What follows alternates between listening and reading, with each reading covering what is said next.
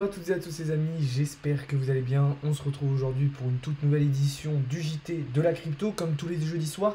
Beaucoup de choses à dire. Aujourd'hui, une très grosse première partie analyse technique dans laquelle on verra que pour moi, Bitcoin n'a pas encore touché son bottom.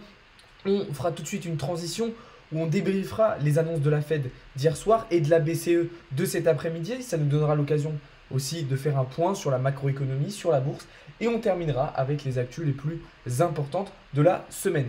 Comme d'habitude, juste avant de commencer, je vous invite à vous abonner si ce n'est pas déjà fait et à rejoindre le Discord. Vous avez le lien en bio et en description. C'est parti, on va pouvoir commencer tout de suite. Après donc un début de semaine très intéressant et dans le vert pour le marché de la crypto avec un run pendant 3 jours où on a vu Bitcoin passer au-dessus des 18 000 dollars et Ethereum au-dessus des 1300, le marché repart dans le rouge malgré des bonnes news macroéconomiques. On en reparlera un peu plus tard. Les altcoins sont donc eux aussi en souffrance. On voit des très mauvaises performances sur Sol, Avax, NIR, Litecoin, etc. Et l'indice Fear and Greed risque donc de repartir dans un niveau de peur bien plus important puisque l'espoir bullish d'un retour vers les 20 000 dollars semble déjà très rapidement s'estomper. Comme je vous le disais, je suis donc clairement bearish pour Bitcoin et donc pour Ethereum et je ne comprends pas comment certaines personnes peuvent parler déjà d'un retour au-dessus des 20 000 dollars. Alors ça aurait pu être le cas si après les annonces on avait vu Bitcoin s'envoler et réintégrer le range daily qu'on a juste ici. Ok, mais ce n'est pas le cas.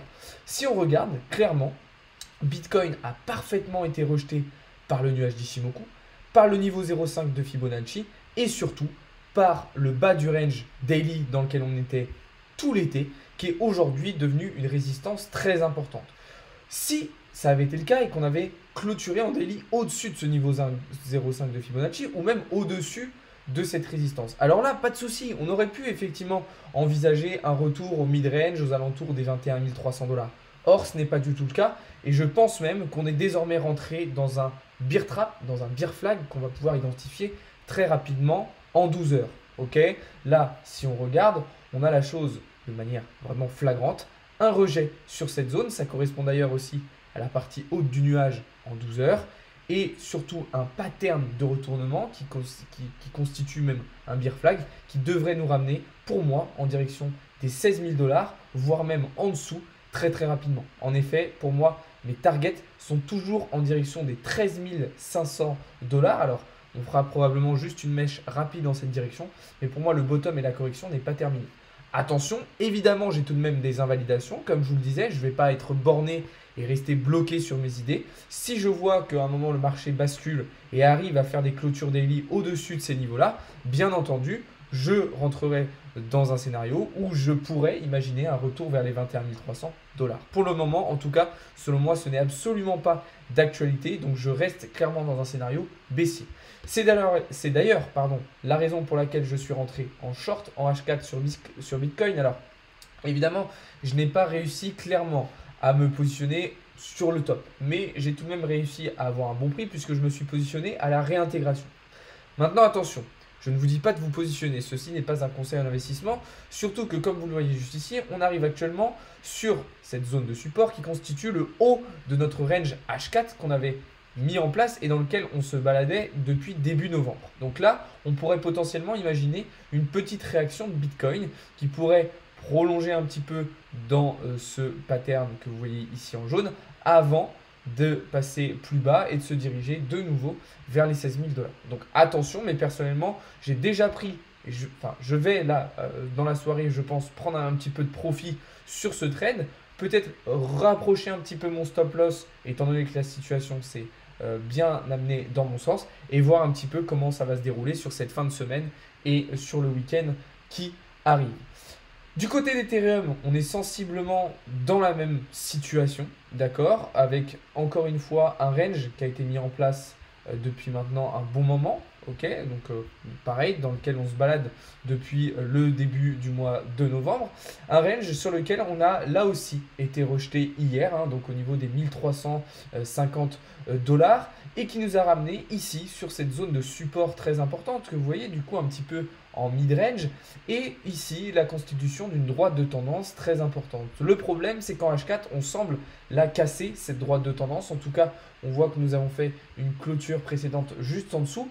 Deux solutions, soit on arrive très très rapidement à la réintégrer, et dans ce cas là on pourra imaginer une continuation haussière le long de cette trendline avec potentiellement un retour sur le haut du range.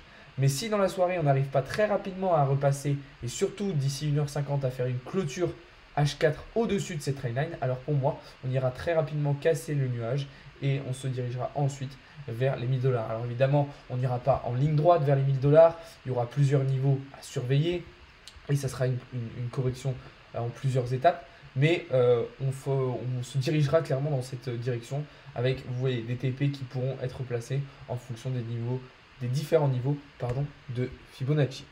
Voilà un petit peu mon avis donc sur le marché des crypto-monnaies.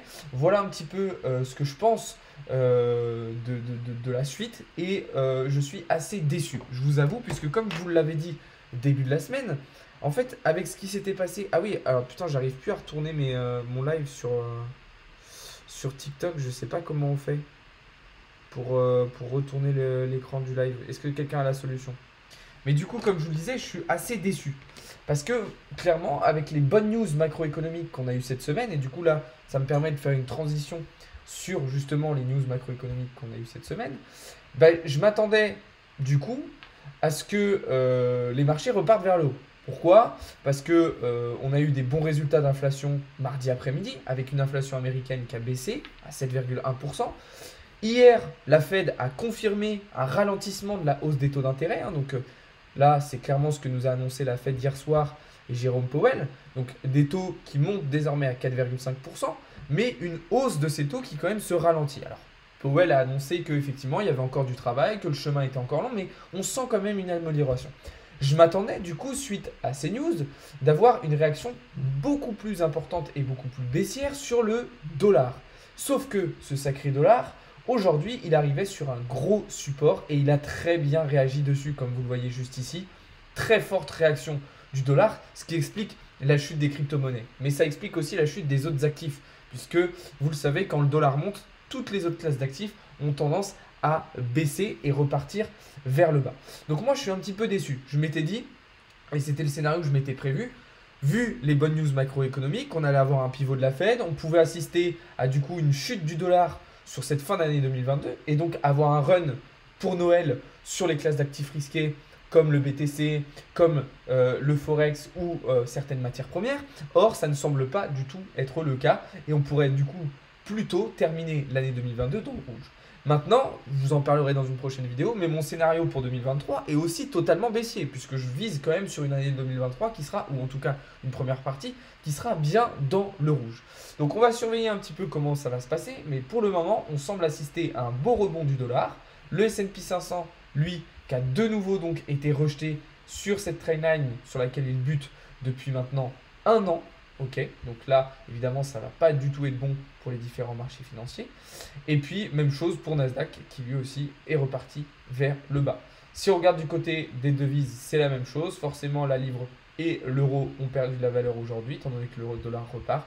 Et même chose pour le gold, même si voilà, la situation n'est pas catastrophique. On est quand même sur un rebond technique sur le DXY qui, pour moi, n'est pas à prendre à la légère et qui pourrait être très, très, très inquiétant. Voilà un petit peu mon avis sur le marché, donc assez particulier, mais il faut quand même noter les bonnes news de la semaine. Alors, il y a eu du côté américain ces news-là, et aujourd'hui on a eu les news de la BCE du côté européen. D'accord? Donc déjà, on a eu cette inflation du côté français qui est donc à 6,2%. Donc on reste sur ce qu'on avait le mois précédent. Et la Banque Centrale Européenne a, comme la Fed, décidé de, elle aussi, augmenter ses taux d'intérêt de 0,5%, enfin de 50 points, pardon, ce qui les monte désormais à 2,5%. Du côté du chômage américain cet après-midi, on a eu plutôt des bons résultats. Par contre, des résultats un peu moins intéressants du côté de la production industrielle et manufacturière qui ont été en dessous des espérances.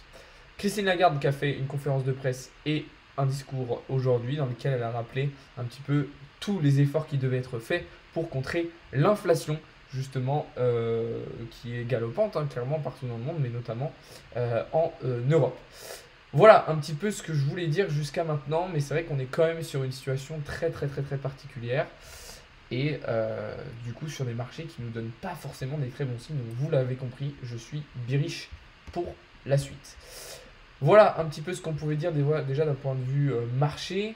Je voulais revenir aussi dans cette vidéo et dans ce live sur quelques actualités importantes qu'on a eues cette semaine, et notamment la numéro 1, c'est l'arrestation de SBF. Clairement, c'est la bonne nouvelle de la semaine. SBF qui a donc été envoyé dans la prison de Fox Hill, l'une des pires prisons du monde, et qui se retrouve enfermé pour une durée indéterminée pour le moment. Je rappelle qu'il a quand même 8 chefs d'accusation face à lui. S'il est reconnu coupable pour ces 8 chefs d'accusation, on pourrait le voir en prison pendant une durée de 115 ans. Alors évidemment, c'est donc équivalent à la perpétuité, puisque aujourd'hui très peu de personnes vivent au-delà des 115 ans.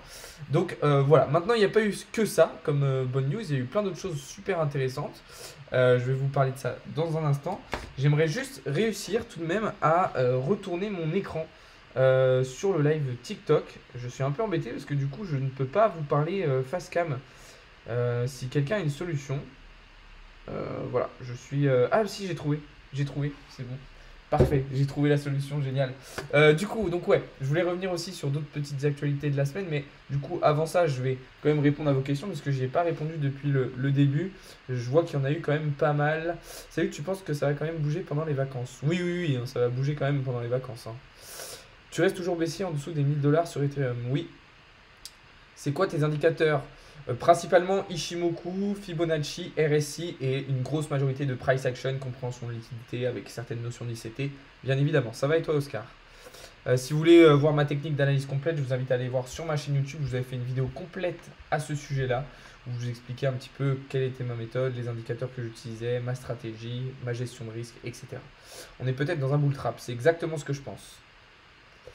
En tout cas, merci beaucoup à tous ceux qui s'abonnent, merci à ceux qui font des subs, merci à ceux qui rejoignent le serveur Discord. Je vous invite vraiment à le rejoindre, vous avez le lien dans la bio.